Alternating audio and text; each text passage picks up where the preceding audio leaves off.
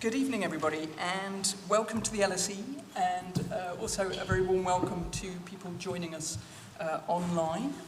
My name is Abby Innes. I'm an Associate Professor of Political Economy here at the European Institute, and in really a triumph of scheduling, we've managed to offer you a serious discussion on the question, is the world in crisis? And we've managed to do this on the eve of the American election.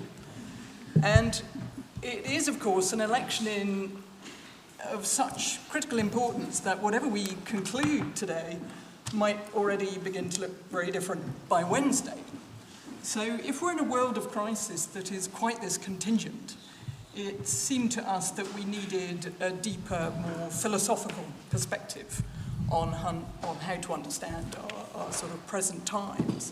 So to help us explore this question, I'm delighted to introduce Miguel de Beistegui from the University of Pompeu Fabra, where he's a professor of philosophy. He's also an honorary professor of philosophy at the University of Warwick. To my right, I have Demetra Kasimis, who is an assistant professor in political theory at the University of Cambridge and was formerly at the University of Chicago. And at the end, we have our very own Jonathan White, who is professor of politics and the deputy head of the European Institute. So because this is such a large and complex topic, we actually thought it would be more interesting to have as much discussion as possible. So perhaps a little unusually, what we're going to do is open with very short statements from each speaker about what they see as their sort of greatest concerns about this question, only for a few minutes. And then we're going to open up a conversation between our panelists, and in about 50 minutes, we'll then open this up to you. So as questions occur to you, please remember them so that you have them ready when we're finished. So, to start us off, Demetra, is the world in crisis, or does it just feel that way? Should I just answer yes or no? Move on? Exactly. It's really great to be here, and I'm looking forward to this discussion. I just wanted to raise a few questions and then make a few points, and then circle back to some things, hopefully, in the discussion. The first is what we mean when we use the word crisis. So are we here tracking a word that's used in everyday language, a kind of discursive tendency to describe political transformations as crisis? Are we tracing a concept through the history of philosophy? Or are we looking for a kind of critical concept, something that can actually generate new ways of thinking about the present? And I think that we'll probably talk about all three of those. I wanted to make 3 points. I don't have much time, so I might not get to all three, but I'll go back to them when I have a chance. And the first is that if we go back to the root of crisis in Greek, so krisis, which is from krinein, to judge, to make a decision. In the medical text, in the Hippocratic corpus, crisis is used not to signify or represent an anxious moment between life and death, but it's simply a sort of stage in the development of a disease that determines whether the disease can be cured or not. And so full recovery isn't always possible. There's this kind of idea of relativity that's baked into the idea that I think is familiar to us from a certain tradition of critical theory that I want to talk about later. But what might be particularly relevant for a discussion is this idea of crisis in the ancient medical tradition as describing a kind of dynamic equilibrium that tends to restore itself if it's disturbed. So dynamic equilibrium suggests behind it, the implicit assumption is that there's a kind of a crisis framework, right? We can think about capitalist crises or capitalism as assuming A restoration to equilibrium thrives on crisis. The other thing to pull out of this is also when we think about this idea of a physician who is tracking a disease, is the way it centers a critic, someone who's actually looking at or looking for a crisis. And if we go that route, then I think we need to think about how we're seeing, what we're obfuscating when we aim to clarify. And think about whether crisis is actually integral to proper functioning. So one of the things that we've been sort of going back and forth over email about in preparation for this event is whether that we're in a kind of, maybe you'll get to this, so I don't want to jump ahead, whether we're in a moment of polycrisis, which is the term that Adam Tooze has been popularizing, that goes back to the 1970s, this idea that we're in this sort of, there's an entanglement of crises. So again, what are we saying about the world when we use that kind of language? I'm going to take another minute, maybe. Mm-hmm. So if we go back to this idea that I mentioned before about sort of centering the critic, the one who is making the coming up with the diagnosis, then I think we can go back to a certain critical theory tradition that's responding to critique, responding to crisis with critique, in the sense of the kind of denaturalizing what Foucault sort of talks about in What is Critique, the way that you can use a crisis, use a moment of sort of a kind of estrangement or an alienation or denaturalization to think in new ways. It's creative. It's maybe destructive, but it's also creative. Agamben talks about how we are living, this is in a book from several years ago, in a kind of prolonged period of crisis, though, where we're in uncertainty. Rather than it sort of resolving itself the way we saw in the earlier ancient tradition, we're sort of sitting in it. And so I guess the question would be, what does that mean to be in a prolonged state? What is a crisis that goes on for a long time? And here I want to just end with a suggestion that I can develop a little bit more later, which is this idea that maybe some of the thinkers that we should turn to now are actually the ones who were writing more like 25 years ago. In the late 90s, early 2000s, Wendy Brown talks about when certain concepts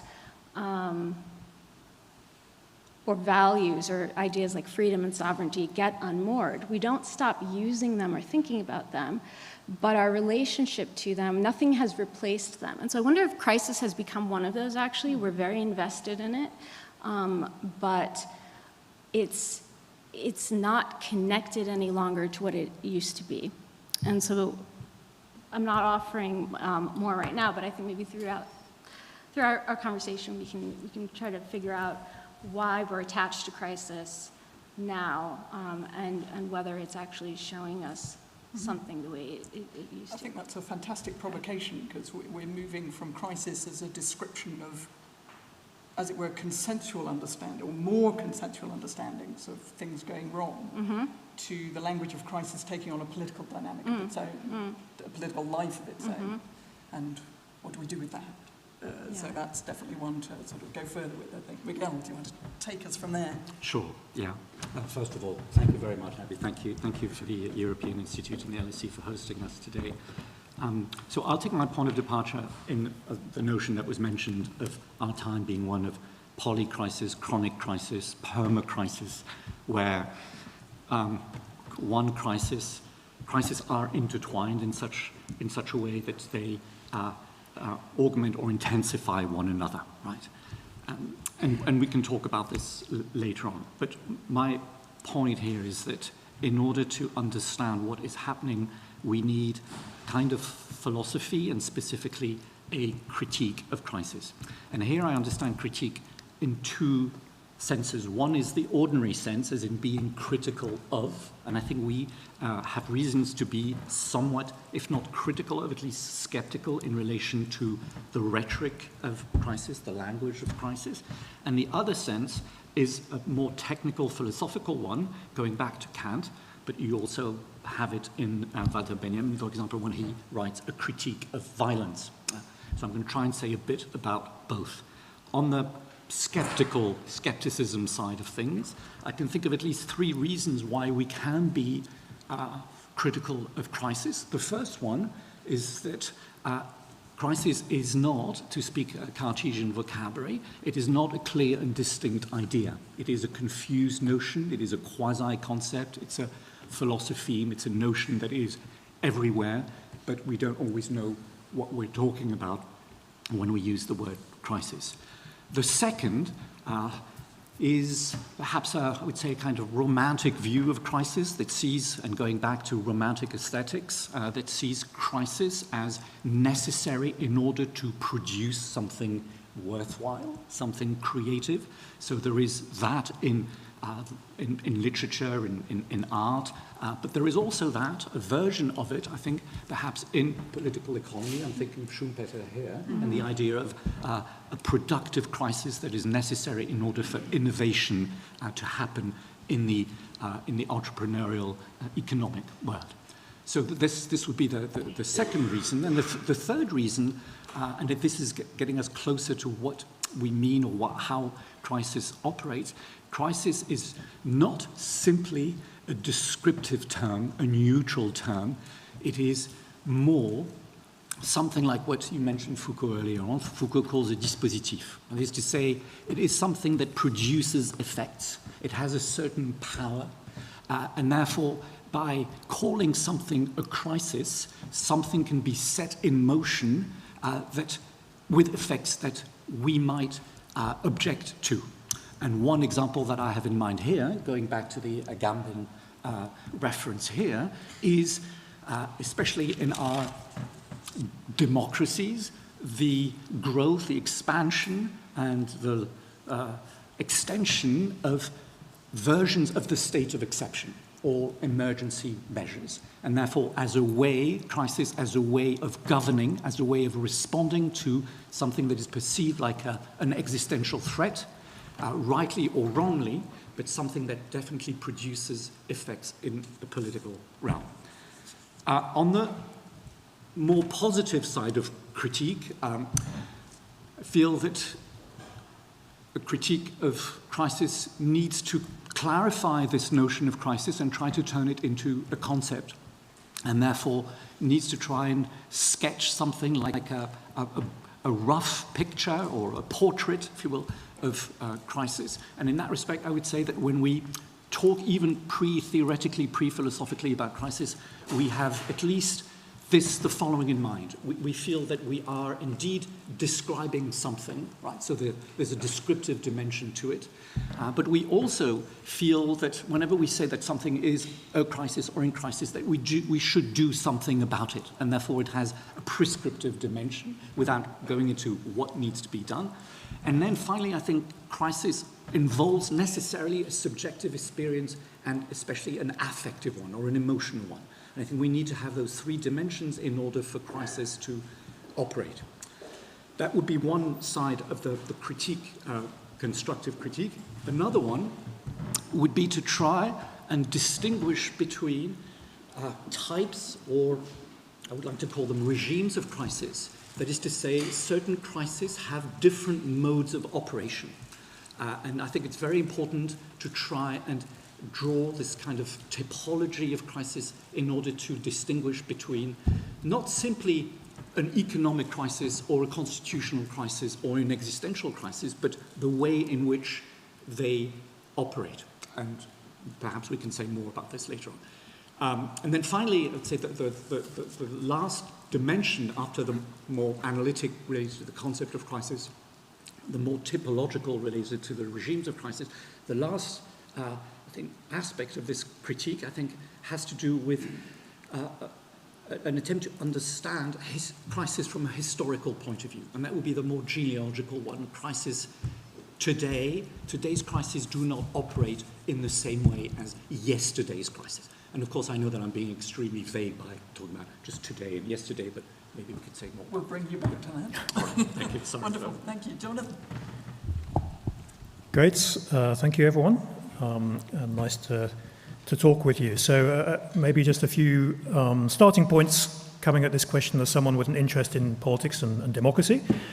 And my first point, I guess, would be that while we are very used to the experience of living in an age of crisis and to the discourse of crisis, at the same time, I think it's pretty clear that we are also well aware of the great disagreement amongst people about wherein lies the crisis of the present.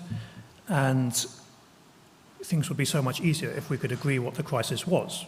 It seems to me one shorthand way of expressing the present is to say that there are left-wing crises, in other words, those articulated with most fervour from the left, although I don't want to suggest that they are only problems for those of a left-wing persuasion, but climate change, economic equality, capitalism and its pathologies. There are crises as perceived from the right. They tend to be phrased in terms of migration, often something to do with race and racial decline, overweening state power and so on. And you might even say there are crises as seen from the liberal centre, whether they might be to do with artificial intelligence or something to do with the preservation of the liberal international order, as it tends to be called, the rules-based order.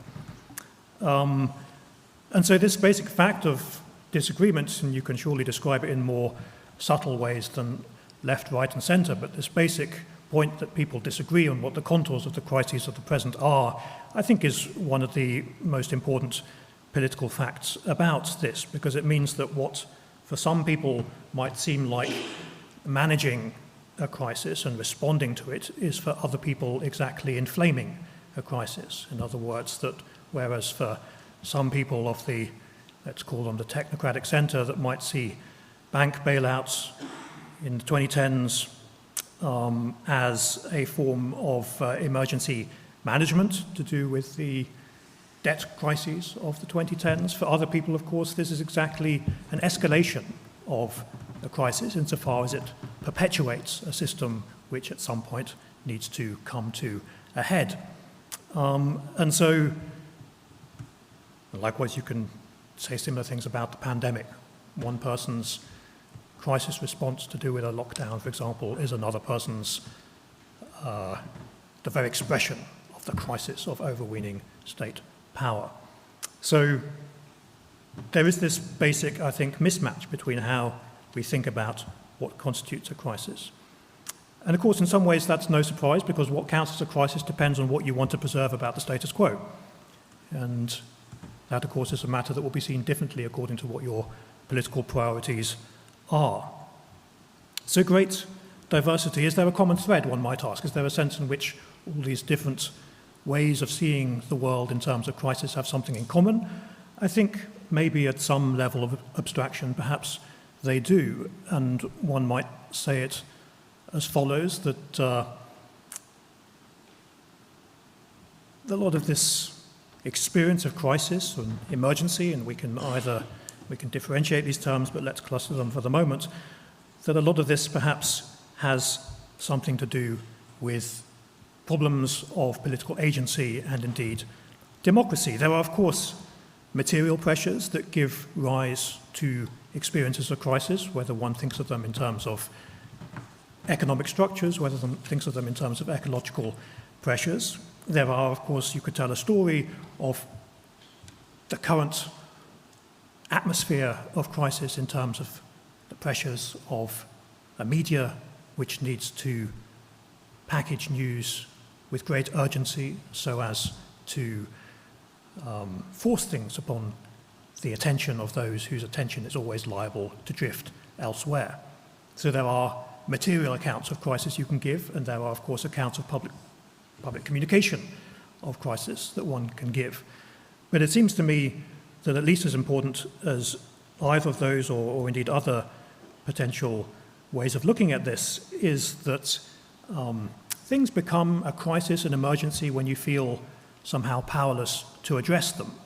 In other words, when you face problems that somehow seem to escape your control and action, it's exactly at that moment that one perhaps is most willing to name the situation as one of crisis or as emergency. And I think we live in an age where exactly that sentiment is shared both amongst those who are meant to take decisions in politics, officials, governments, that there is perhaps an experience of powerlessness that lies behind a lot of the representative side of politics, that Miguel mentioned states of exception, relapse to emergency as a mode of government. I think on the one hand this has something to do with a felt sense of powerlessness amongst those who are charged with taking decisions. And of course that sentiment is equally pronounced amongst those who are one step removed from power, ordinary citizens, those who perhaps precisely because they feel less and less able to influence public policy and its priorities, therefore feel themselves all the more in a situation of crisis. I think it's no surprise that we talk about a climate emergency precisely when we feel that those who are meant to be taking action are doing anything but that. So that sense of powerlessness from without institutions as well as inside them. And my final brief point would be to simply observe that there is, of course, something of the vicious circle about this, that exactly when those who have representative authority feel themselves weak, without the capacity to command the support of ordinary people, without the capacity necessarily to shape social and economic structures as they would like to, then one way of trying to regain control of the agenda is to try and bypass public opinion. Because what is public opinion if not something that just makes everything that little bit more complex and that makes the business of government so much harder to engage? In other words, to pursue either in the logic of the state of exception some kind of concentration of power in executive authority, or in technocratic authority, technical institutions, central banks, again, to come back to the story of the 2010s. This, of course, then is exactly what increases that sense of dislocation between authority and ordinary people. And I think one could extend that mismatch between public opinion and governing public policy very much to the events of the last year in the Middle East and how Western democracies have responded to that. That mismatch, I think, feeds exactly this atmosphere of crisis and emergency that we are talking about. So, simply to recapitulate, an age of crisis, in many ways, yes, but an age of crisis in which we cannot agree on the contours of the crisis. That there are different perspectives to be had on exactly this point. That this is perhaps, in some respect, a function of felt and indeed, in some ways, very real experiences of powerlessness within political institutions, but all the more outside them, and that this dynamic creates some kind of vicious circle that pulls government authority and public opinion ever further from each other. And I think this is especially a problem given that fact of disagreement that I started with, because what is democracy if not that set of institutions that are meant to cope with disagreement? Fantastic, thank you very much. So as a kind of opening provocation, can I ask if a crisis, as Jonathan, you're sort of implying is a sort of a critical juncture that's revealed new truths and big decisions to make about the future and about defining the nature of the current critical juncture, is that not the political norm rather than the political exception historically? Are we always in a period of crisis and stability is therefore the exception? Or do you think that we are in a uniquely precarious age, in an unprecedented way?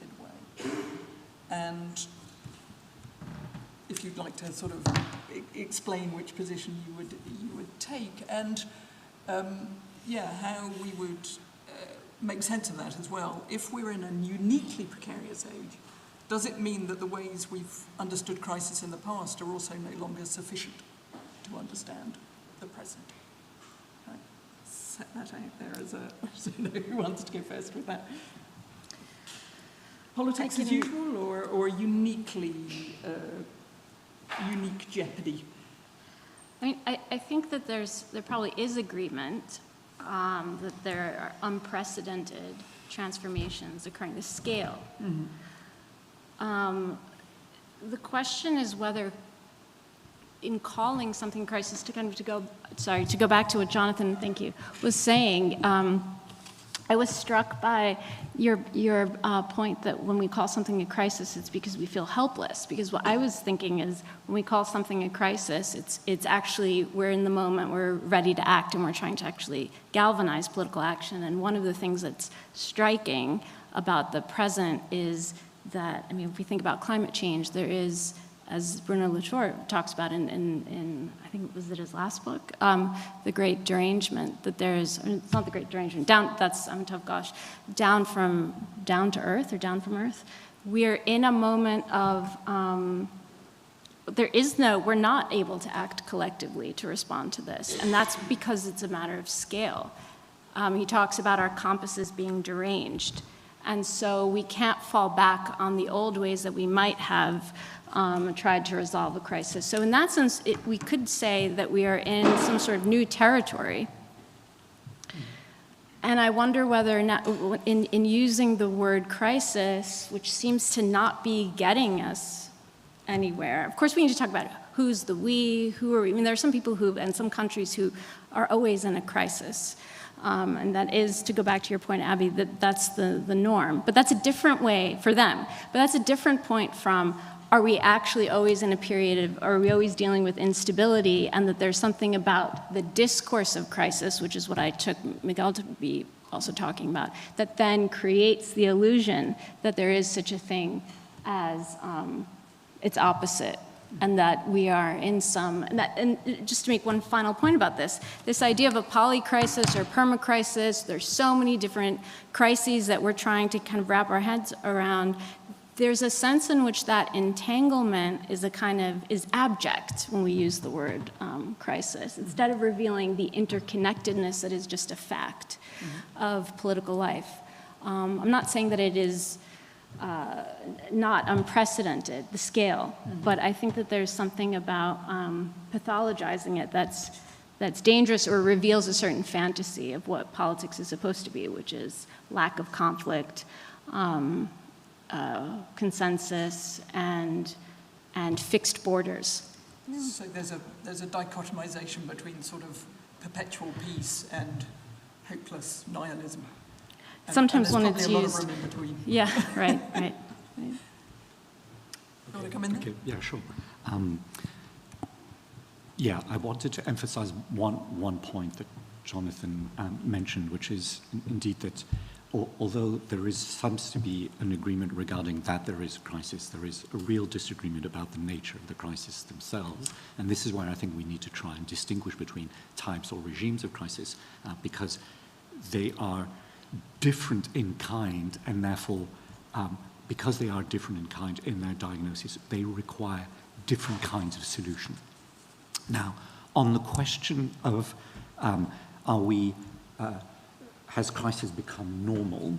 If we say this, and some do say it, then we're in a kind of contradiction, because the nature of a crisis, supposedly, is that it is not normal. At the same time, I think you are really putting your finger on a key notion here, which is as ubiquitous as the notion of crisis, which is the notion of norm. And I think we are in an age of norms and normativity, and distinctions between what is normal and what is not normal in every domain and on many different levels. Now, is there something about today, I think, that is specific? And there are, I believe, several possible answers to this, but one, I would say absolutely for sure, is the one that Demetra was mentioning, which is the ecological crisis. And there is something very specific about it, precisely by virtue of its relations to norms, where I think that unlike a crisis that I would qualify as a crisis of deviation, of a mere deviation from the norm, which is the way in which technocratic managerial government tends to envisage crisis, and therefore, as a result of measures or on its own, the norm will be reintroduced, or a different relation to the situation that is still related to the norm, the state of exception that you were mentioning too, which has to do with the suspension of the norm with a view to still returning to the normal. And I think there is, therefore, something common about the technocratic, liberal, managerial way of governing and the more radical emergency state of exception form of government, because they are both intrinsically conservative. And I feel that the ecological crisis is a form of violence to the norms, and now we're talking about the norms of the biosphere itself, which is quite specific because it is a crisis of normativity and not just norms. That is to say, it's a crisis of the biosphere's ability to do what it has done for hundreds of millions of years, namely to generate its own norms, to invent or create its own norms in response to a certain kind of challenge. And therefore requires, on our part, a response that is neither that of the state of exception nor the technocratic managerial one, but that requires a moment of invention or creation. And I think it is a revolutionary moment in that respect. So I think there's a real dichotomy here between a more sort of conservative approach to crisis and a more, I would say, revolutionary, simply in the sense of we can no longer carry on the same path without arriving at a situation of total collapse. And is there something very particular to that, which is we need a revolution of humility, in the sense that we're in a very peculiar position of expecting the biosphere to somehow conform to our political norms or our economic norms or our economic preferences, rather than and imagining that this is somehow possible, which is a truly sort of godlike hubris, to expect nature to conform to us rather than in some way realizing that we might have to act the other way around. Jonathan, any thoughts or any sort of further unpacking of that? I'm very struck by Demetra talking about the sort of the loss of the political, in the sense of that if we're in a state of exception, or the alternative, the opposite of that is a kind of despair. In previous eras, we might have thought that this is the space of political imagination and political aspiration. Is that something? Yeah, I mean, I think for me, what's different about the present, again, is much more to do with our political agency to deal with the problems that we encounter. Is crisis omnipresent, I think, or could one see every moment as a moment of crisis, I think was where you started us. And I think in many ways, yes. Maybe another way to put that would be to say that many crises are undeclared. They are, in some sense, the material that is there that would allow one to speak of a crisis, whether understood in terms of the hardship of a particular class of people, or in terms of global international relations and relations of domination. I mean, on these bases, you could talk about a crisis at any moment of certainly the modern age, and arguably any moment before. So there's something very selective always when we identify something as a situation of crisis. Often that reflects the power of those who do the identification, which is not to reduce the question simply to power politics, but I think often that is the key question when we reach for this language. And so that is a kind of, I think, a constant aspect, that there are always many other crises there that could be identified as such, and yet often the focus is not upon them. But if I had to say, again, something that's more distinctive about the present, I'd come back to this point that this experience of urgency, of the encounter with something of the highest stakes, is always somehow the interaction between a set of conditions and the capacities and felt capacities that agents bring to that. And I think characteristic of this age of weak political parties, of weak trade unions, indeed, in some ways, weak states, or in many parts of the world, weak states, you have this kind of confluence of forms of limited and recognizably limited political agency that means that things are not simply problems to be rectified, but because they escape some sense of control, they are exactly things that threaten to boil over into something much more, of a much greater status than simply problems or challenges or other kinds of terms of public policy might suggest. I mean, sorry, do you want to come in? No, after you. So, I mean, I was thinking from, we inevitably approach all these questions through our own sort of analytical priors and preoccupations. Mine, from a political economy point of view, it leads me to wonder whether there's an overarching explanation for why we live with this combination of sort of multiple dimensions of crisis, but also a crisis of language and a crisis of politics and a crisis of agency within that, which is that we're at the end of the long 20th century in terms of the period of high modernism, where we imagined both on the right and the left, whether you were looking at Soviet communism or neoliberalism and neoclassical economics, that we might come up with something like a governing science that was good for all times and places. Right? The idea that we have mastery over nature, that technology will allow us, and science will allow us to basically transcend the conflicts of the human history, the riddle of history will be solved, and it's exactly the failure of that, the failure of those economic utopias of right and left to work in the terms by which they're justified, that leads us to this crisis of faith in politics, but also in science. The language of science has been used in economics, but it hasn't been very scientific. It's been normative political philosophy dressed up as science. And it's led to ever greater inequality in the advanced capitalist West. It's brought us to the ecological crisis. So we're in this hiatus where all the powers and capacities analytically that we thought we had don't work the way we thought they were going to work. And then what?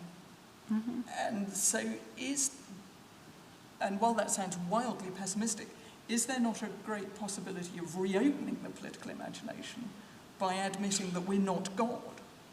That we don't and can never find a transcendent economic philosophy or governing science, that the world is always becoming something else, and, to quote the ecologist Herman Daly, social purpose is independently causative in the world, meaning we can remake the world, not in a frictionless, powerless space, but politics can be real and productive and creative. And high modernism pushes us away from that. It makes us subject to science, and then the science doesn't work. So that's my thesis. So, yeah. Would you? But Abby, can I ask you? Yeah, can I ask you a follow-up? Yeah, sure. What kinds of political formations, though, do you think that creates? What kind of politics, rather than a kind of this? I don't know if you're describing a nihilism or just a sort of loss of faith. I think destabilization. I think it ends representative politics and turns parties. It strips out the centre-left and the centre-right and replaces it with a discrete utopianism. Because it's the idea that we have the governing science and therefore we need to rebuild institutions and tax policy and regulatory policy and welfare and everything else to conform to the economics. It's like we have a blueprint of what efficiency looks like. So let's make society conform to that, which is also what the Soviets did. But we've done it in the free market mirror image as well. We know what market efficiency looks like, so let's rebuild institutions as if that was true, and then we wait for everybody to conform to it, and as in the Soviet system, it doesn't work. because people are more imaginative than that, and they are three-dimensional, not economically two-dimensional, and they make different choices. But also, like the Soviet system, the new dispensation allows institutions to develop dynamics of their own that economics can't even describe. So we've forgotten what politics is for, which is not slavishly following pseudo-scientific blueprints of how to rule a country or how to govern institutions. It's about representation of imperfect people in an imperfectible world. So we've gutted representation, and we've gutted the idea that we have a collective intelligence, that people know about their own condition, and they might know best about how to solve some of those things. So we've become utopians without really understanding how utopian we've been. But the utopias fail, as they tend to, if they're two-dimensional and materialist. That makes me both pessimistic and optimistic, in the sense that I feel like if we understood that, politics as a creative, imaginative force could sort of come roaring back into the picture. It's Am I funny. deluded? I might be. Well, it's interesting that you express that in terms of a kind of hyper-utopianism, because one could possibly also express it exactly conversely as the disavowal of utopian thinking in politics, which leads exactly to this kind of, well, in your terms, technocratic, scientistic form of politics as administration, if I get your gist correctly. And I mean, to me, that reads as sort of, depending on what we mean by utopianism, almost the opposite of utopianism. In other words, it's stepping away from utopianism understood as a kind of imaginative take on how things can be different from how they are, the place of creativity and expected change in politics, and a sort of reworking of politics to think in terms of targets or threats and the avoidance of threats and the maintenance of existing structures, coming back to what Miguel was saying, sort of crisis being handled as a form of emergency government intended to sort of shore up existing structures rather than embrace them as opportunities for change and novelty. So let me quickly clarify. Yeah, that. is it utopianism or the opposite? It's the opposite. So I'm calling it utopia. So I'm talking about economics as a science that's good for all times and places, rather than another subject in the humanities, which is actually what it is. But the idea that economics is somehow an objective science, that there's some Archimedean point when you can stand in the world and say, this is the way economies work. And that is good for all, that is true for all times and places. It's kind of rationalist functionalism. And that's what neoclassical economics is. That's been the dominant economics of the last 50 years, increasingly globally, but certainly in the global north. But I think that is the most extreme utopia, because it is truly implying a kind of godlike omniscience. It runs against the philosophy of science in a pretty fundamental way in terms of what we can know about the conditions we operate in. But what you're talking about, I agree. So a better term would be to say a sort of pseudoscience is dressed, so political ideologies dressed up as science. That's what I mean. But they're utopian in the strict sense of being impossible, that they exist nowhere. But what we have previously thought of as political utopias have been rather more modest, actually. They've been, the different versions of the good society, and have tended to maybe have more historical realism attached to them. So, yes, I've been a little messy in my terms, but I think technocracy is the sort of the trudging version, trying to make the machine work when all evidence is that it can't. Can I add, you were Please asking, do. am I being optimistic or pessimistic? Yes, Can I exactly. add a note of pessimism before we become move on? more optimistic? I stand it's back just to the- what you said earlier on about the need for sort of humility and this notion of agency that has already been introduced. I feel that this, and still thinking about your previous question about the specificity of our moment, I think we are undergoing a crisis of subjectivity, both the coming out of a certain perhaps utopia, but a certain construction of the economic and political subject, which is the neoliberal subject, that I think has come to a point of exhaustion. Yeah. And also, on the more technological scientific side, a reconfiguring of subjectivity around what is often referred to as algorithmic governmentality, a form of government of the self through a relation to machines that makes that I think erodes political agency quite considerably, so that it is even harder to meet the challenge of the mother of all crises, which is the ecological crisis, when you have a sort of crumbling, collapsing subject. When we're alone. When we are atomized. Exactly.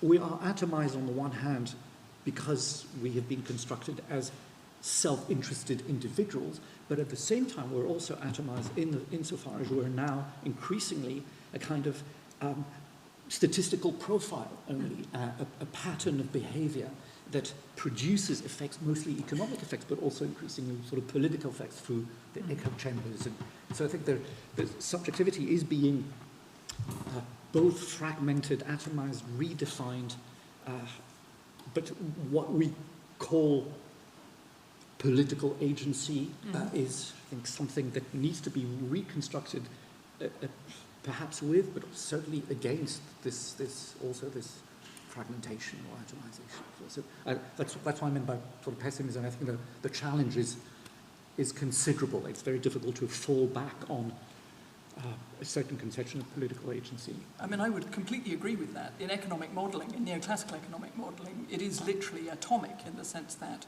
it's assumed that for each effect on an economic actor, they will only have one linear response. That's what modelling is, that you're modelling those absolutely atomic responses. And that's why it gets called social physics, right? So we're only allowed these, as it were, predetermined responses in a predefined model, and that's how we've thought about economics and economic modelling for 50 years. So I don't think those things are sort of distinct. One flows into the other in how we think about what we're able to do collectively or individually. Demetra, yeah, well, I guess because I agree with the sense of this as sort of a nihilism or a cynicism, atomization, a loss of meaning, a kind of disappointment with or shock at the failure of certain sort of scientific explanations or theories to solve the problems of collective life. But on the other hand, I feel inundated by change. I feel a kind of, the crisis that I feel is not sort of the absence of political activity, but it's fermenting. And this makes me think about, in an ancient Greek context, so Dimitris Vardoulakis has a book that goes back to Crisis and Stasis in Athens, and what Solon did in the 6th century. And he argues that in the face of crisis, Solon saw the beginning of a civil war happening in Athens, and he made it required that people take a stand. That in the face of crisis, you take a stand or you lose your citizenship. You are politically exiled. And what does that mean? That means there is no such thing as neutrality, and that's how you get out of a full-blown crisis, is that everyone must actually take part. There's political activity. So in this atmosphere of constant crisis and I think and political change, right? Unbridled corporate greed, the rise of fascism all across Europe and in the United States, the assault on reproductive rights. I guess the question is what's happening to the middle, these people who are not really taking a stand, right? And that's where I think we could kind of, we could think more about political activity and less from a sort of academic thinking about sort of the failure of certain disciplinary ideas, more like what's happening on the ground. And I share a lot of that sensation of being sort of overwhelmed by how much is going on. And one of the things that's so striking is how much extraordinary, imaginative, very new politics is happening, as it were, as a coping mechanism on the ground in relation to the more powerful politics and economic structures and so on. So we have this kind of confluence of great imagination in the interstices of these systems that are at a sort of national level, apparently in a crisis of imagination and sort of crisis of action. We must not be neutral seems like a pretty good moment to open it up to the audience. Any questions? It would be lovely if you feel comfortable to introduce yourself, and my colleagues will come to you with a microphone before you, so do wait for them so we can hear what you're saying. Please raise a hand if you have a question. This lady here, don't be shy, we're a friendly gang. Hello. Does that work? Yeah. I'm It does. Erica, DPhil in political philosophy. Thanks a lot. Talking of scale, I wonder if it would help to...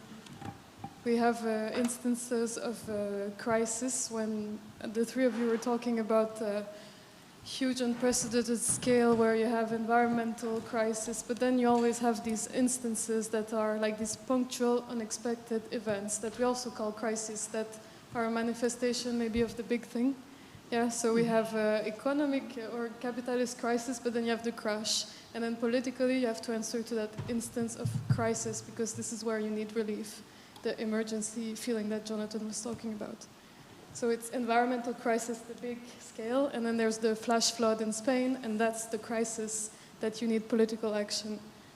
Or Middle East crisis, big scale, and then Gaza humanitarian. So, and then I wonder what happens to the political decision-making when we deal in this series of punctual, unexpected events. So it's a pandemic, you need action now. Does it make sense, like Demetra was saying, to ask everybody to take a stand? A lot of the governments that I know about anyways have political tools within the assembly. You can skip, you get the government to do a 49-3 in France, and you go straight to decision making. You don't ask the people. You don't ask them to take a stance, because if you start bleeding next to me, I don't want everybody to kind of deliberate on what it is to do. It's a crisis, and the best positioned person should provide an answer immediate and short-termist perhaps to the crisis. So anyways, I'm rambling, but I really wonder this idea of the big scale that maybe brings about democratic participation, and everybody should take a stance because we're all included. And then these moments where immediate action seems to be needed, or maybe it's a wrong reading. Thank you. Thank you. Thoughts on that? It's very much the sort of securitization question in some ways. I mean, I think the distinction is very good and productive between the local kind of manifestations, we might say, of crisis and what one might call the bigger thing that underlies them. So the flood is perhaps a visible disturbance that you can hope to govern. The problem is that so much response to climate change takes the form of governing the local emergency rather than responding to the underlying tendencies. And of course, when you, having made that distinction, I think you start to realize that a lot of politics is much more about coping with the effects of problems rather than intervening to actually change the fundamental structures that give rise to them. So I think it's a useful distinction because it alerts us to a tendency to be reactive and to focus on coping with the visible and the most visibly urgent, while neglecting the true issues that are underlying and are not really susceptible to emergency management. I mean, emergency, I guess the traditional ancient model of emergency government had some notion of a time-bound emergency. It's often linked to the campaigning season of a military, that you could hope to call an emergency and have a special mode of government on the understanding that it had an end to it that would probably correspond to a different season of the year. And precisely, I think, what is problematic with that is that you overlook all the ways in which there are kind of endemic problems that one might want to intervene in, which are not time-bound and do not have some logical conclusion to them, to do with climate change, to do with capitalism, to do with, indeed, political dysfunctions. So, and that feeds into your other aspect, the kind of the mode of government that tends to go with this. I think it's precisely on the understanding that certain problems can be bracketed in time, that they have a beginning and an end, a bit like the old model of either civil war or of conflict with a neighbouring polity. It's precisely that model that leads to what you're describing, some license for extraordinary modes of government, which may exactly try to bypass democracy and public opinion, because it's understood to be exceptional, because it's got some kind of expected end to it. And that which has an expected end is perhaps easier to indulge in these extraordinary forms of government than that which is recognized to be open-ended and for which there is no plausible moment at which one can call off the extraordinary methods that one employs to try and deal with these issues. If it's open-ended, then it becomes that much harder to justify, to legitimize these types of a-democratic or even anti-democratic responses to them. So yeah, I think it's important to make the distinction you make, and I think we are, to the extent that we let extraordinary modes of politics happen, it's often because we struggle to resist them, but to the extent that we accord them a kind of legitimacy, it's perhaps because we still retain that old hope of a crisis that has an imminent end to it, and therefore we just have to get to the other side. And that's not, I think, the shape of the problems that we face today. Is there a way in which that itself might be a sort of an artifact of high modernism, in the sense that if you think you live in a computable world, a world of calculable risk rather than radical uncertainty, then you retain the illusion that this is a fleeting glitch in the system rather than a fundamental ontological shift, right? A fundamental shift of the ground on which we stand. And actually believing that we live in a computable world is a very recent phenomenon in the sense of thinking that we can have an economics that can manage that idea that we live with calculable risk, that financial markets will converge on the correct pricing of climate risk, for example, that all risks are essentially insurable. Increasingly less. Increasingly, so there's a wonderful new book by Ian Scoons called Navigating Uncertainty. And in that book, he's basically asking how differently would we organize pretty much everything if we took the idea that we live in an uncertain and always evolving world seriously?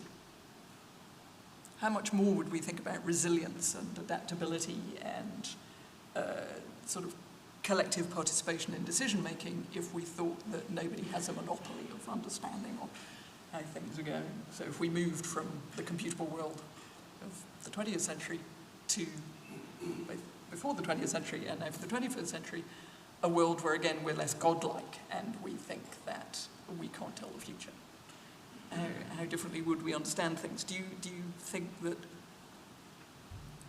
there is always a temptation for emergency politics? You were talking about that in the Athenian realm. Or is it something that's a peculiar sort of alibi for a kind of very technocratic era? It's like, oh no, normal service will resume, but in the meantime, we must suspend democratic decision-making while we do this difficult thing. Mm-hmm. What do you think? Well, I think I probably accept both parts of what you say. I think it is ever present as a possibility, and history suggests that the temptations of exceptionalism long predate the kind of outlook that you're describing. But at the same time, the more one approaches the future in terms of predictability and quantification, the capacity to set targets which can be expressed in numerical form, I think that cultivates a kind of instrumentalism of public policy. And that instrumentalism is but a short step then to exactly the logic of getting something done, whatever methods are required to do so. No, I'd just like to add that it seems to me that there's both, again, in the case of the patchwork or plaster solution, right, which is the sort of technocratic managerial one, and the more exceptionalist view. They are both conservative and therefore lazy. So there's a certain laziness, but one feels comforted by to an extent because it has the appearance of having things under control. Right? Now, in Spain, what we're realizing is that it really isn't under control, it's out of control. And in a way, everyone knows that so much needs to be done to address the problem. And of course, it's not just specific to Spain, it's specific to every part of the world today. That is to say, to reimagine completely urbanism, the way we build, agriculture, the way we produce, the way we consume, that this is the only way forward. But this requires a revolution of some kind, and a revolution is much harder to achieve than a securitization of the situation. And there is one figure, one aspect we haven't mentioned, but which I think is everywhere or cuts across all of those different responses to crisis, and that is the figure, I think, of the migrant and the issue of immigration. I mean, yes, I think Demetra didn't. Someone mentioned immigration as, yes, you did, as a crisis that by so many is perceived as the crisis number one, and we have to try and understand why that is, because it cannot possibly match the significance of the ecological crisis. Not only that, but we know that immigration is only going to get worse as a result of this more fundamental problem. And so the securitizing response is indeed a short-term exceptionalist measure that does give the impression of agency, that we are doing something about it. But paradoxically, it might be more utopian than the revolutionary move to try and think together about the future. I have a great question. Actually, this opens up a nice question that I have on here. Does a crisis allow or justify extraordinary behaviour by people, governments, and organisations? Does it justify it? Are there any circumstances in which it justifies it? Well, I feel that during the COVID crisis, I know there was significant pushback, but I think we had no choice. I mean, there are certain, of course it's always debatable, right? But I feel there are certain instances where exceptional measures are indeed required because we just don't even have the beginning of an answer or a solution outside of that. So as a way of buying ourselves time, lockdown was an exceptional measure that, unlike Agamben, well, it depends. It varied considerably according to, it depended a lot on where you lived, right? Or even in a place like the US, where you lived in the US. So there wasn't a... Can I just jump in? I mean, this sort of goes back to the migrant crisis. You know, people have been for at least a decade critiquing the language of crisis as it's used to describe the migrant crisis because of the way that disorients us, distracts us from looking at the causes, right, the reasons, the kind of the failures of, or the policies that have, or wars, political decisions, right, that have led to the mass movement of people. And so I think that's kind of an answer. I mean, the question is, does a crisis allow extraordinary behaviour by people, governments, or organisations? Yeah, it allows it. This is what we've been talking about, the state of exception, but it also, takes us off the trail of looking at what is, behind the transformations that are occurring. So I think that would be one way to think about the problem with using the word over and over again, right? And is there also a risk there of exceptional justification? How do we balance that thing of wanting to retain democratic norms of behaviour, but at the same time, if extraordinary events ethically justify extraordinary behaviour, the flip side of that, of course, is the habit of strong men, and they tend to be men, Right. saying these are exceptional times, and so the rule of law must be suspended, the provision of rights must be suspended in order to do this exceptional thing. How do you navigate that? The question is about extraordinary behaviour, and extraordinary can be understood in a very positive sense. I mean, extraordinary is not necessarily exceptional or exceptionalist. I mean, it could be out of the ordinary, and therefore extraordinarily creative or inventive or disruptive in a way that... Right, spontaneous. Spontaneous creative action. Did you want to pose another question, or can I bring something up that... I mean, one thing that we haven't talked about, but I think is linked to something somebody said before, is this sort of epistemic crisis. And I think maybe it goes back to something Jonathan was saying about the sort of failure to agree on the object. What is actually in crisis? Are there multiple points that we're looking at? And that's why I've been thinking a lot about conspiratorial thinking, and that there is something about the poly-crisis idea, because it's, I mean, I was rereading something that Adam Tooze had been saying about this, that, he thinks the value of the concept lies in it just making it apparent how entangled things are. Well, conspiratorial thinking is an attempt to make sense of all of these... Everything. Right, of everything. and so I think that there's a way we can, understand it's not just its emergence, but its prevalence, the predilection for conspiratorial thinking, because when you can't touch on one thing without touching on all of these others, right? The interconnectedness of the world. This form of speculative thinking, I think, is a response to the sense that everything must be connected. It's also a mirror. It also mimics the shape of the failed economic science, in the sense that it's an attempt at a complete explanation unmoored from reality. And so it has the same epistemological shape. The idea that there's a place where we can stand, where we would know how everything ran. And which is not a position, I think, that would have been so common in the pre-high modern era, except through religion, but even religion is more modest than that, because the major religions would say we see through a glass darkly, that religion isn't an absolute understanding. That's what makes it faith rather than science.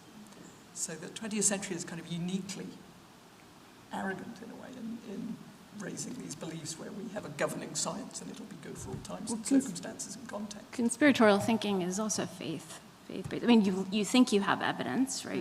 You're putting evidence together, but there's a sense in which you also have a kind of a faith in your own power of discernment, and you believe power works in predictable, complete ways, right? More questions. We are cheerfully talking amongst ourselves. Sir, the microphone will come to you, and then I shall ask you. We've got time. We've got a good 20 minutes and more questions coming up, so keep thinking. Steve is my name. I'm just wondering, are we at a tipping point where the complexity and the scale that we're dealing with as a world is causing us real difficulty to mitigate against crises? Thinking of, the environment, and I actually think, is science actually, hampering our ability to solve crises too? Because the complexity of science, the complexity of the data that we're using, how we present that to, the masses, that complexity is causing us difficulty to, as a world now, deal with not just major macro crises, but more and more micro crises that seem to be happening time and time again. I'd like to get your thoughts on that. Could I just come back and ask you? What are you a scientist, or are you in that world? Do you feel that it's an issue? You're asking it, so I suspect you have a position. I think how we come to collectively come to an agreement with something, I think the complexity of getting to that root cause, or understanding that anecdote that you were speaking about earlier, the subject, is so complex that we aren't able to come up with a collective answer and just do something. Thank you very much. Thank you. I mean, it's a fascinating question, isn't it? Are things getting more complex? Are they too complex for action? I mean, for me, the problem is not science in itself, but maybe the way in which science gets brought into politics. And I think it is often today brought into politics as a way of justifying a position in terms that can't really be contested. In other words, the use of science to have a kind of trump card in justification of a certain kind of policy. And I think that's a bit of a barbarization of science, because I think most scientists don't see the fruits of their efforts as simply pointing to one particular public policy only, and indeed may accept a wide range of possible areas of doubt, as well as excluding other areas as being no longer relevant to doubt within a scientific consensus. But what happens when science gets taken into politics is that these reasonable lacunae or doubts or limits tend to be dropped out of it, so that you have, so a policymaker comes back to Abby's point about economic science, which again, which perhaps particularly lends itself to this. You have a trump card for a certain kind of policy that does not admit of recalcitrance or disagreement from those to whom it is submitted. So for me, it's not that we live in a world that's too complex, and it's not that science has led us to an understanding of complexity that somehow paralyzes us.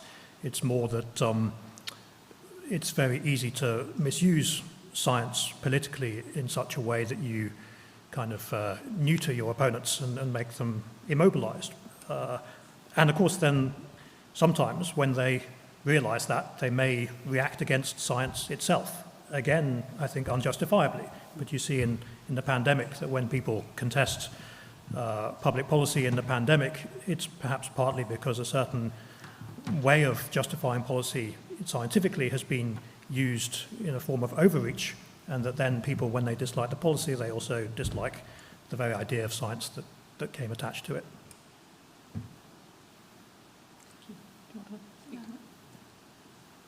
We have a micro, if you could wait for a microphone, give us a second. Thank you. Thank you very much. So, thank you. It's very interesting. So I'm interested in the talks with LSE. I think one of the things that you've not spoken about is petrol, and still the predominance as an energy, and the horrendous things that it leads to, which are war, which are actually movement of people and countries disappearing. In fact, I mean, I'm going to say something which sounds very candid, but yes, I mean, definitely ecology seems to be the right move. Mm-hmm. It is true also that all the economic theories do not have any more rules, and the politics also is, right or left, and nobody recognizes themselves inside it. So I think the world is in crisis. I would say easily because of petrol and the predominance of petrol in the world.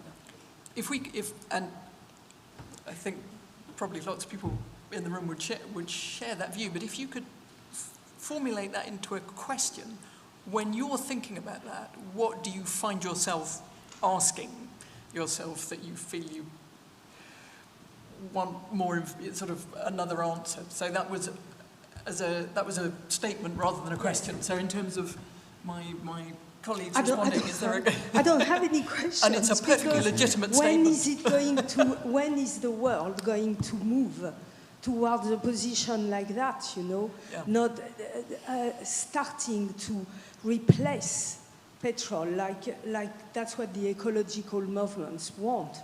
But when is it going to happen? Well, and of course it's a profoundly political economic question, because we have an economy largely built around fossil fuels or highly dependent on them. So we're in a world of transition, but with every transition there's disruption. So there are forces who want to hold on to it, there are forces who want to move it forward, and the question is there a politics that allows this to move at the speed that we really need it to move? So do you want to come in there? Can we pass the microphone? This is great. We have a discussion up here and in the group. It's coming in, and it links, I guess, to the question I was going to ask, which is twofold. One, I think we spoke about it already, is aren't we facing a massive lack of leadership, at least in our countries, right? If I look at Europe at the moment, on many fronts, I wish we had much stronger leadership than what we have at the moment. And it raises the question in my mind of why. Why? Are there not enough good people basically in the space, in the political space, to become our leaders? Is it because we've become more selfish socially? I don't know. What are the reasons for not having this leadership that we need?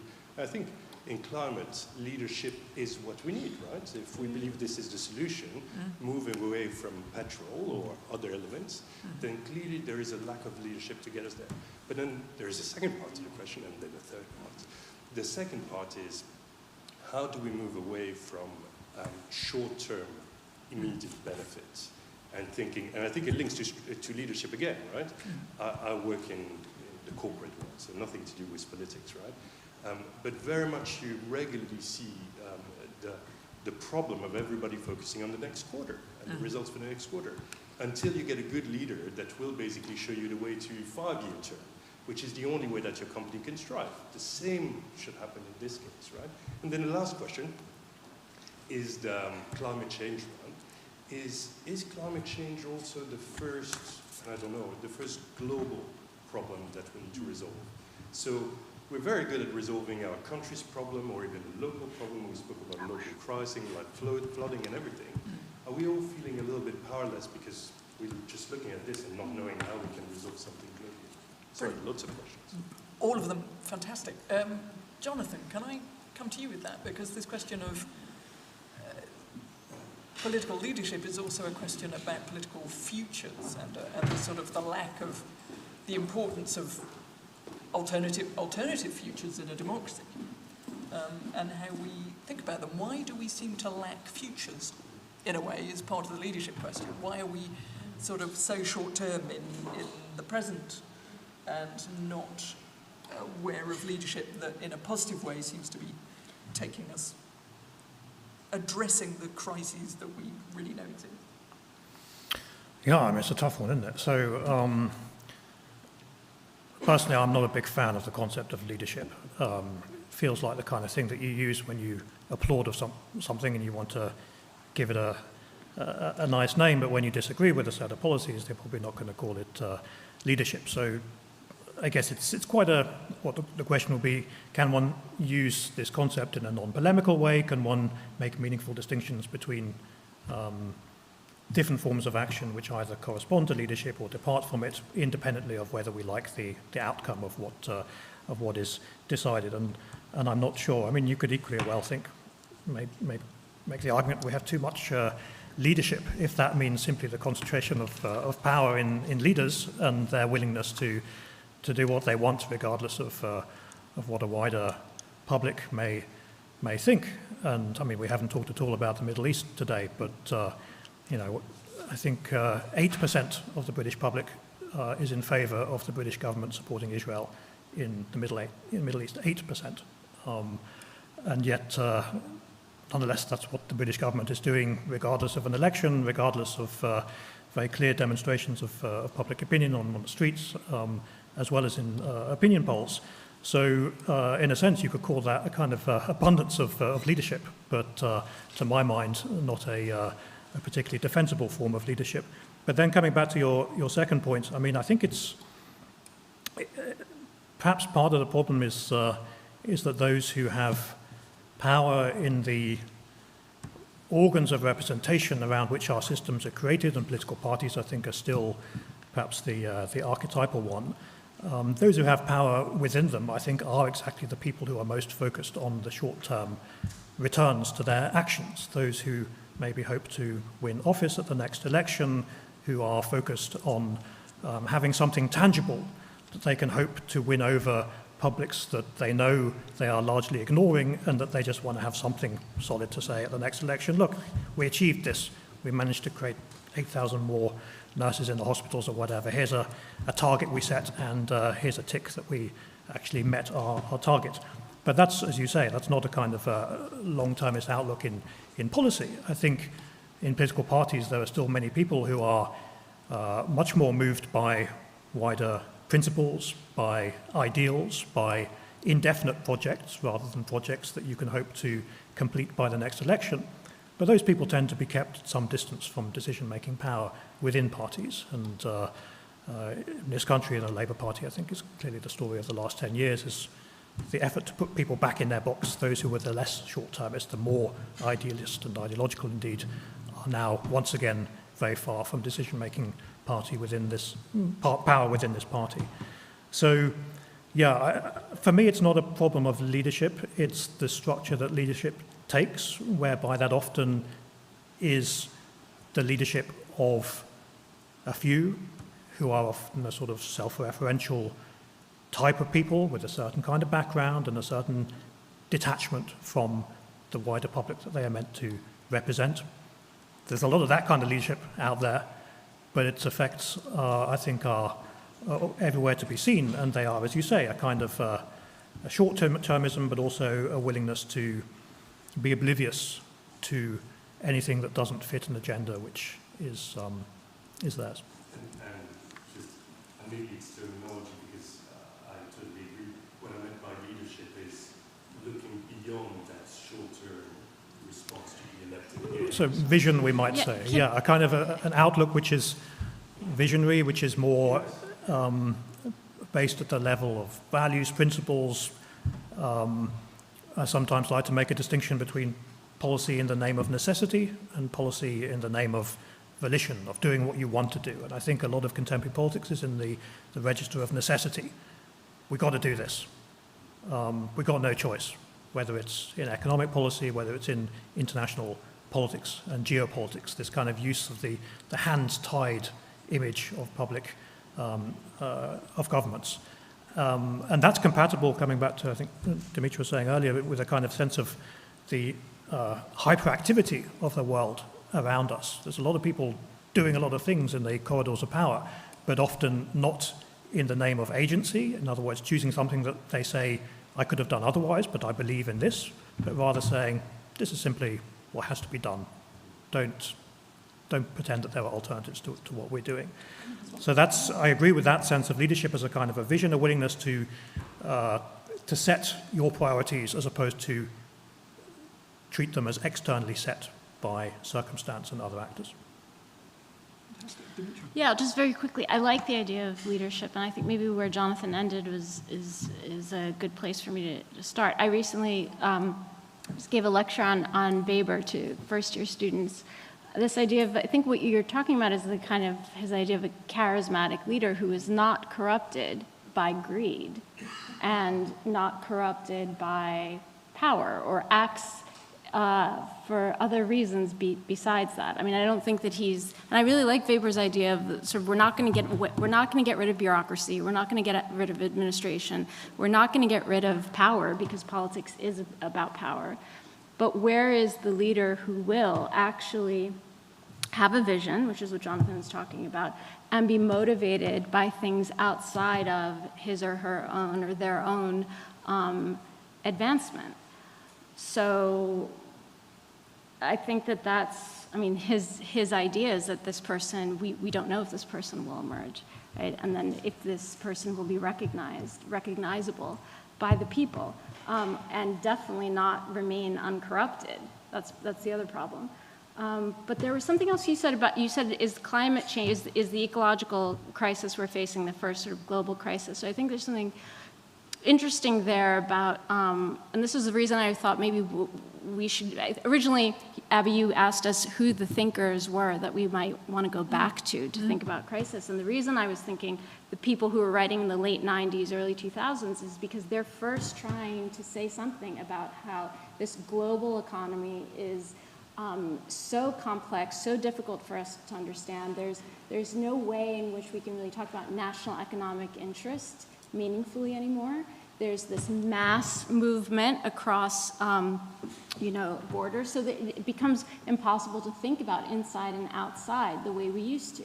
And that's why I think we're in a moment of, well, the categories that we use, the analytic categories have been sort of exhausted, and we might need new ones. And that might be why we keep playing with crisis, and playing with inside, outside, borders, fixity, because we're really feeling the last 25 years of their destabilization. It might also be a very democratic idea that we can all be that leader, depending on where you work and what you do, that everyone has a chance to rethink and remake and reconceive of how you're doing what you're doing. And there's a peculiarly deferential idea that we must delegate that to someone who'll arrive as the charismatic person. Maybe Solon's injunction is that we all try and be that charismatic person. Miguel? No, very, very quickly. And just to share Jonathan's reticence, I hear exactly what you're saying, but given what is happening right now, I think we do have reasons to be somewhat reticent in relation to, if not the figure of the leader as you see it, but at least in the way in which in so many parts of the world it is now presenting himself, it's almost always a him, as a saving figure. And I have in mind here, we're talking sort of proper names, what Gramsci says in the early 30s about, well, the rise of fascism at a time of what he calls an interregnum, at a time when a certain consensus and hegemony has collapsed. And that, he says, is the time that is rife for the charismatic Mussolini figure, the leader, the saving figure, who I think today is very, very much present also in parallel with a certain return of the religious, the theocratic. And so I think there's also a temptation of a miraculous solution to a time of deep crisis that I think we have to be quite skeptical about. On the Sorry. No, go ahead, keep going. On the question of oil, because the only thing I would say, and this is coming straight out of this book that I just read, which I really recommend, by a colleague in Barcelona called Peter Wagner, and he wrote a book called Carbon Society. And he talks, it's a kind of history of fossil fuels, a sociological history of fossil fuels that focuses ultimately on the great acceleration since 1945 and shows quite convincingly that not in the US, which is quite a special case, but at least in Europe, our addiction to fossil fuel was really the result of political decisions, speaking of leadership, that there was nothing necessary, either, he says, in the logic of modernity or in the logic of capital even, to have recourse to fossil fuels and oil in particular. All of this to say that what was sort of contingently introduced can be more easily undone than something that is seen as absolutely necessary. But there is this addiction nonetheless, and so it is proving very difficult to wean ourselves off it. So I'm afraid that we're running out of time, but I thought it might be only fair to try and leave with a thought about how we keep our balance in an age of crisis. And actually on that question, there's a sustainability group at LSE, which is both students and staff, and on that question of climate anxiety, we invited in a colleague from Imperial College who is both a climate scientist and a therapist, and we said to him, how do you not be overwhelmed by anxiety in an age of crisis? And he had what I thought was excellent advice, which he said was, pick one issue. Pick one issue that you know about, that you care about, that you can work with others to have some agency around, and it'll stop that sense of burnout and overwhelm. So go easy on the doom scrolling and aim for the prize of the thing that you really care about. So on that note, with that thought, let me thank our tremendous speakers, Jonathan, Miguel, and Demetra. And thank you to the LSE European Institute team who put this together and have patiently helped us through it, and thank you all for coming and having such excellent questions. Thank you.